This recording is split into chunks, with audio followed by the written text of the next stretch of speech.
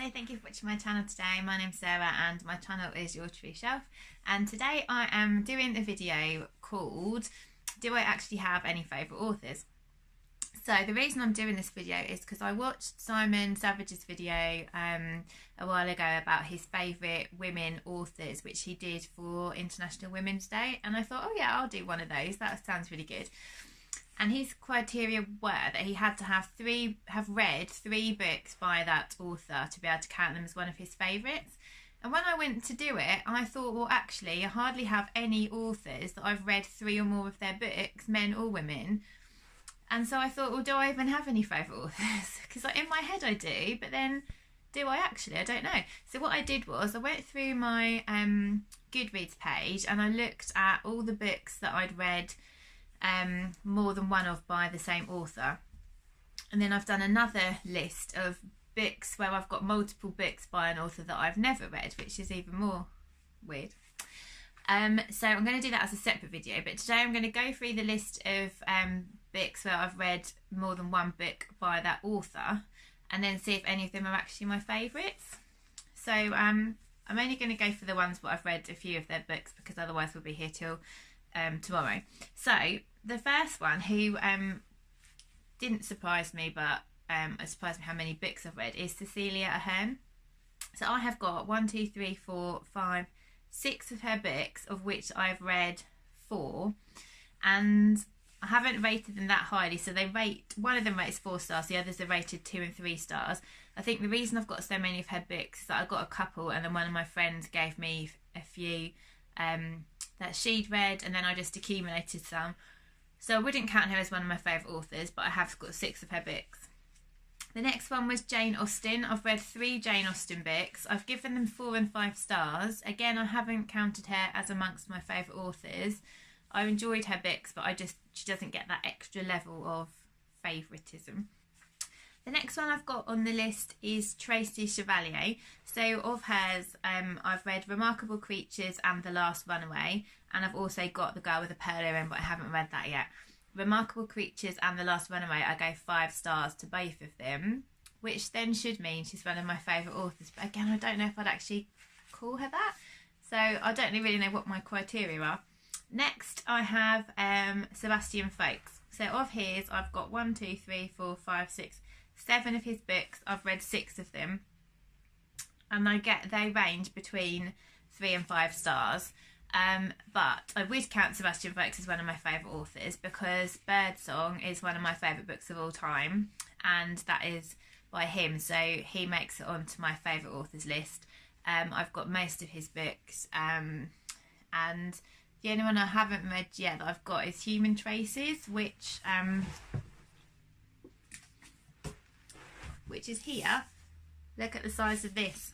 That is why I think I haven't read it yet. It's absolutely huge. It is 610 pages. A very big book as well. And it's also, I believe, about mental health. I think, yes, about psychiatrists. And I have to be in the right frame of mind to read mental health, because if I'm feeling not on top of my game, I can't then read a book about mental health, because it might make me feel a bit weird. So he does make it onto my list.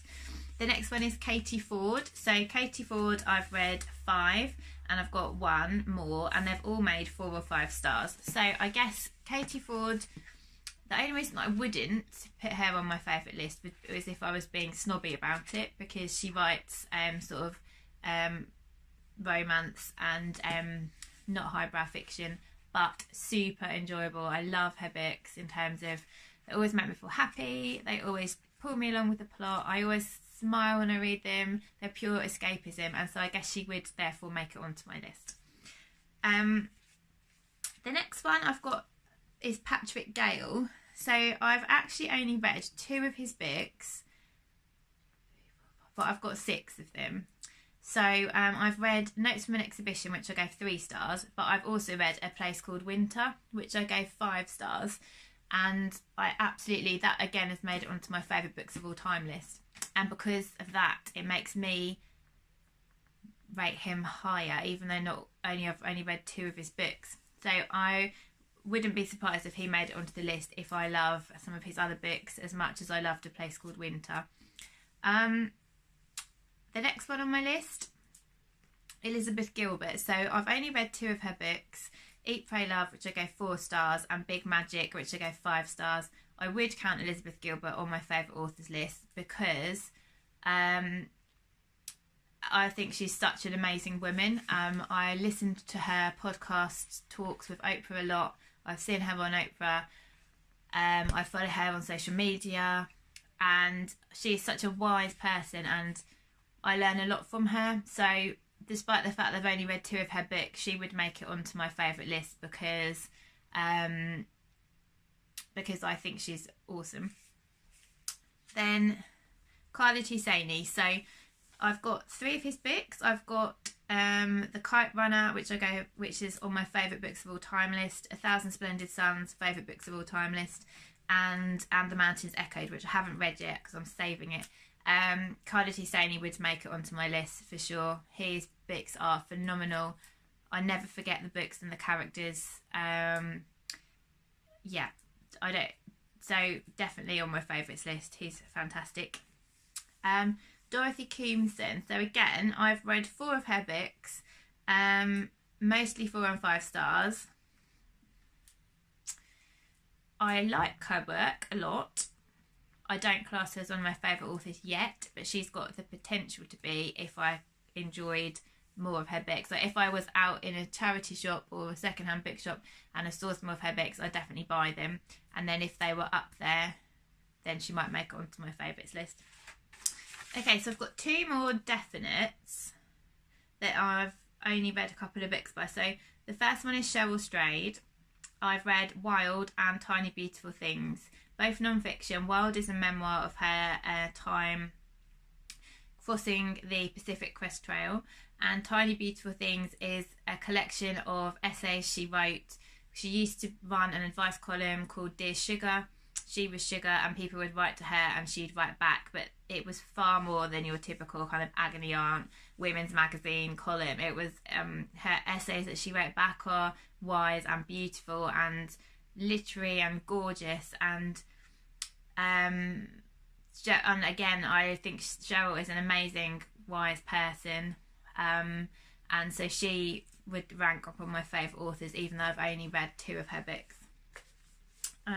The final 2 which I wanted to discuss, so Colm Tóibín. I've read Nora Webster, Brooklyn and Testament of Mary. I loved all of those. I really enjoy books set in Ireland, and I think he just has such a wonderful way of writing, and he makes families come alive in his stories and their relationships and their characters, and you really just get so enraptured in the worlds that he creates, and I definitely count him as one of my favourite authors, and I would like to read more of his books. And then the next one is Sarah Winman. Tin Man and When God Was a Rabbit are the 2 that I've read by her, both 5 stars, both absolutely phenomenal. If you watched any of my videos last year, you would have known they'd made my books of the year last year, and I couldn't stop raving about how wonderful they are. So if I just go back over that list again, so we've got the ones that made it onto the list. So we've got Sebastian Faulks, Katie Ford, Elizabeth Gilbert, Khaled Hosseini, Cheryl Strayed, and Colm Tóibín, and Sarah Winman. Okay, fair enough.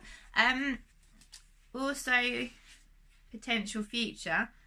So, Rohinton Mystery. I've read A Fine Balance, which I gave 5 stars, and Family Matters, which I gave 4. I've just bought one of his books, Such a Long Journey, which I hauled last month. If I love that, he could make it onto my favourite authors list. Again, another one, so Audrey Niffenegger. I loved The Time Traveller's Wife. That's on my favourite books of all time list. I didn't love Her Fearful Symmetry, so she didn't make it onto my list for that reason. Andrea Levy, I've read and loved 2 of her books, Small Island and The Long Song, but I don't feel like I've read enough of her to put her on the list because I don't know any of her other stuff as yet. But obviously I'm looking forward to reading her back catalogue now that she sadly died last month. And Any more potentials? The only other ones I can think of are people that I feel like I know outside of their books, in terms, not in real life, I don't mean, in terms of their other platforms. So that would be Eckhart Tolle and Gary Zukov. They're both spiritual teachers. He's written two of my favourite books in the world, Gary Zukov's The Seat of the Soul and Eckhart Tolle's A New Earth. They are some of my most treasured books I could ever imagine.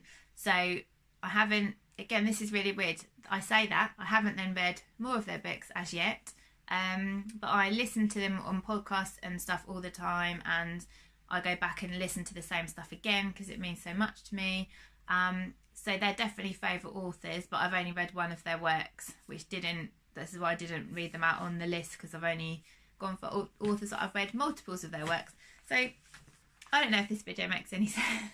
I guess what I have learned by just doing the video is that an author, it doesn't matter how many books of theirs I've read. Some I've read quite a lot and they don't make it onto my favourite list. Others I've read one and they could, because I've read a book that's been so amazing that they could be on my favourites list. But I need to read more of them to be sure. But I think if they've written one of my favourite books of all time, then they're likely to make it on my list. I think that's what I'm trying to say. I don't know if this video's been any good, if it's just been a load of waffle. I won't know until I've watched it back. But I hope you enjoyed it. Tell me what your favourite authors, who your favourite authors are, if you have them. Or tell me people you think might become your favourite authors when you've read a little bit more of their stuff. And I'm going to record another video now, which hopefully isn't going to be as waffly as this one. Okay, have a lovely rest of the day. Bye.